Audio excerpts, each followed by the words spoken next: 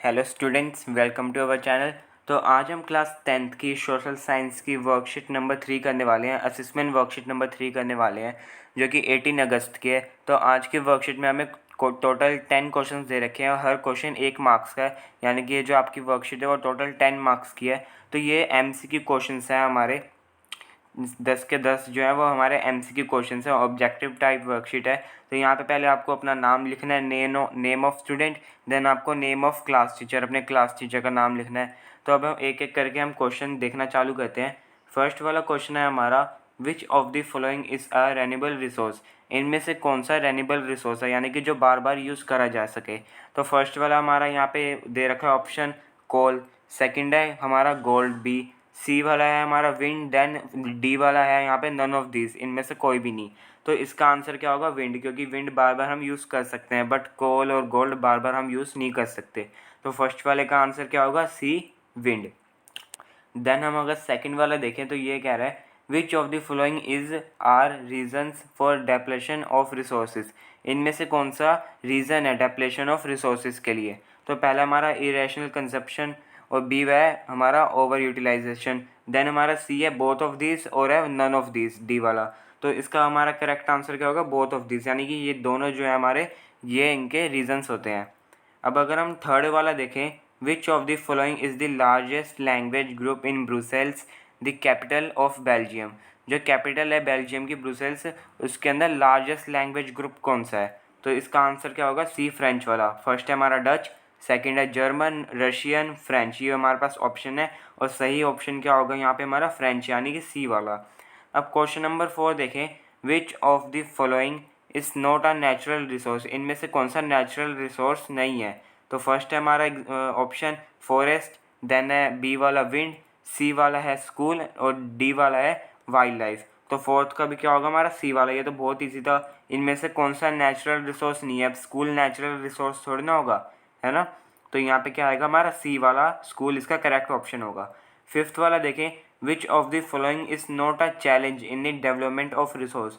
इनमें से कौन सा चैलेंज नहीं है, नॉट अ चैलेंज, कौन सा इनमें से कौन सा चैलेंज नहीं है in the development of resource, resource की प्रगति में। तो डी वाले का क्या आंसर होगा, इसका आंसर होगा डी, रिसोर्स प्लानिंग। पहले है अकंशम इन फ्यू हैंड्स, फिर उसके बाद डेप्लेशन ऑफ रिसोर्सेज। तो ये सब तो कारण होते हैं, ठीक है ना, ये सब जो है कारण होते हैं डेवलपमेंट, रिसोर्स की डेवलपमेंट को रोकने के लिए। बट रिसोर्स प्लानिंग ज़्यादा इफेक्टिव होता है, ठीक है ना, वो डेवलपमेंट के काम आता है रिसोर्स प्लानिंग। तो ये क्या होगा हमारा करेक्ट ऑप्शन होगा। अब हम आगे चलते हैं 6 क्वेश्चन की तरफ। 6 क्वेश्चन हमारा है, in which country is Sinhala recognized as the only official language. इनमें से कौन सी कंट्री है जहाँ पे ये शिनाला, ये एक लैंग्वेज का नाम है, वो वहाँ की ऑफिशियल लैंग्वेज बना दी गई है। तो इसका क्या आंसर होगा, पहला है हमारा इंडिया, देन बांग्लादेश, उसके बाद बेल्जियम, फिर है श्रीलंका। तो इनमें से हमारा करेक्ट आंसर होगा डी वाला, श्रीलंका। क्वेश्चन नंबर 6 का आंसर क्या है, डी वाला, श्रीलंका। अब हम आगे चलते हैं अपने क्वेश्चन नंबर 7, 8 की तरफ।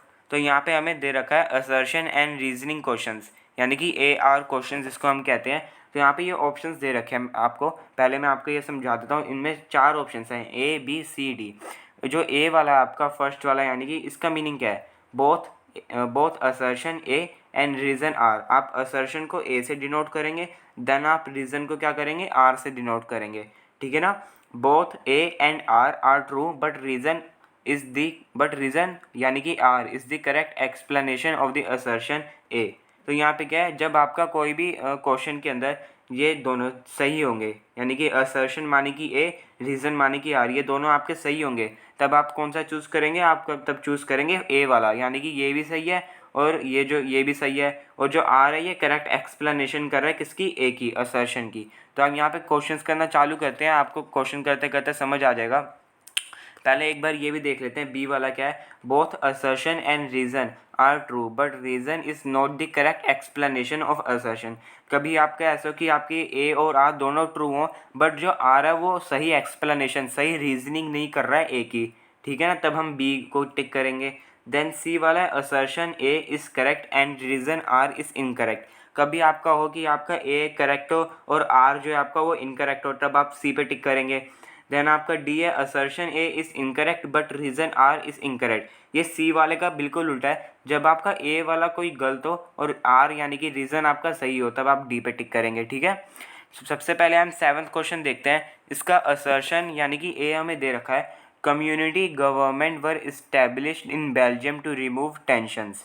तो इसका क्या होगा, और पहले आर भी देख लेते हैं। Community governments have the power regarding cultural and educational and language related issues. तो यहाँ पे आपके दोनों स्टेटमेंट जो है वो बिल्कुल सही हैं। अब आपको देखना ये है कि यानी जो आर है वो एक ही करेक्ट एक्सप्लेनेशन कर रहा है या नहीं कर रहा। ये सही एक्सप्लेनेशन एक ही कर रहा है, ठीक है ना। बेल्जियम के अंदर कम्युनिटी गवर्नमेंट इस्टेब्लिश्ड क्यों करी गई थी टेंशन्स को रिमूव करने के लिए, क्योंकि कम्युनिटी गवर्नमेंट के अंदर पावर्स थी किसके regarding, cultural language educational related issues के रिगार्डिंग उसके पास पावर थी। तो यहाँ पे इसका दोनों सही है और करेक्ट एक्सप्लेनेशन भी कर रहा है। तो कौन सा वाला आएगा, ए वाला, ठीक है। 7th का क्या आंसर हो जाएगा, ए। अब 8th वाला देखते हैं, पावर ए वाला इसका power sharing ensures the stability of political system. जो पावर शेयरिंग है वो एंश्योर्स करता है क्या, पॉलिटिकल सिस्टम की स्टेबिलिटी। तो ये जो स्टेटमेंट आपकी बिल्कुल सही है। उसके बाद रीज़न यहाँ पे अगर देखें हम, power is distributed among legislature executive and judiciary. तो ये भी स्टेटमेंट आपकी सही है। उसके बाद ये करेक्ट एक्सप्लेनेशन भी कर रहा है, क्योंकि power sharing stability political system की तभी तो बनाए रखेगा। कैसे बनाए रखता है, पहली बात तो क्योंकि वो 3 पार्ट्स में डिवाइड कर देते हैं, ठीक है ना, जिससे कि उनके बीच में टेंशन का कोई मतलब बनता ही नहीं है, ठीक है ना, कॉन्फ्लिक्ट का मतलब कोई बनता ही नहीं है। तो 8th वाले का क्या आंसर हो जाएगा, ये भी सही है, ये भी सही है, और ये इसकी करेक्ट एक्सप्लेनेशन भी कर रहा है। तो इसका आंसर क्या हो जाएगा, इसका आंसर हो जाएगा ए वाला। 8th का क्या आंसर होगा, ए। उसके बाद 9 वाला देखें, उसके बाद अगर 9 वाला देखें, इसका ए कह रहा है resource planning is required for sustainable development. जो रिसोर्स प्लानिंग है वो किसके लिए रिक्वायर्ड है, सस्टेनेबल डेवलपमेंट के लिए। अब इसका आर है, sustainable development means development should take place without damaging the environment and development in the present should not compromise with the needs for the of the future generation. तो यहाँ पे ए जो है वो आपका सही है, रिसोर्स प्लानिंग रिक्वायर्ड है, ठीक है ना। उसके बाद जो आर है वो सस्टेनेबल डेवलपमेंट की डिफाइन है एक तरीके से, जो कि बिल्कुल सही है, और ये करेक्ट एक्सप्लेनेशन भी कर रहा है। इसका मतलब क्या है कि ये दोनों सही हैं और आर जो है वो करेक्ट एक्सप्लेनेशन कर रहा है किसकी, ए की। तो 9th वाले में क्या आएगा, हमारा ए आ जाएगा इसका भी, यानी कि इन 7, 8, 9 तीनों का क्या है, ए है। अब 10th वाला देखते हैं। 10th का ए कह रहा है power sharing is the very spirit of democracy. Then इसका रीज़न जो है आर, वो कह रहा है power sharing is shared among different social groups in democracy. अब ये कह रहा है कि पावर शेयरिंग जो है वो स्पिरिट है डेमोक्रेसी की। देन रीज़न कह रहा है कि पावर शेयरिंग जो है वो सोशल ग्रुप्स के अंदर डिवाइड कर दी जाती है डेमोक्रेसी के अंदर, जिस कंट्री में डेमोक्रेसी होगी वहाँ पे।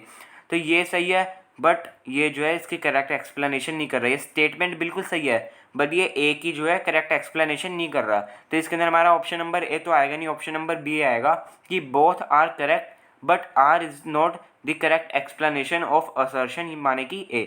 तो 7th का आपका हो जाएगा ए, 8th का भी आपका हो जाएगा ए, 9 का भी आपका ए है, देन 10 का आपका हो जाएगा बी वाला ऑप्शन। तो ये वर्कशीट यहीं पे हमारी ख़त्म होती है। उम्मीद है आपको समझ आ गई होगी। अगर आपका अभी भी कोई डाउट है तो आप नीचे मुझसे कमेंट में लिख के पूछ सकते हैं। तो आज की वीडियो हम यहीं पे एंड करते हैं। आपसे मिलते हैं अगली वीडियो में। Thanks a lot for watching.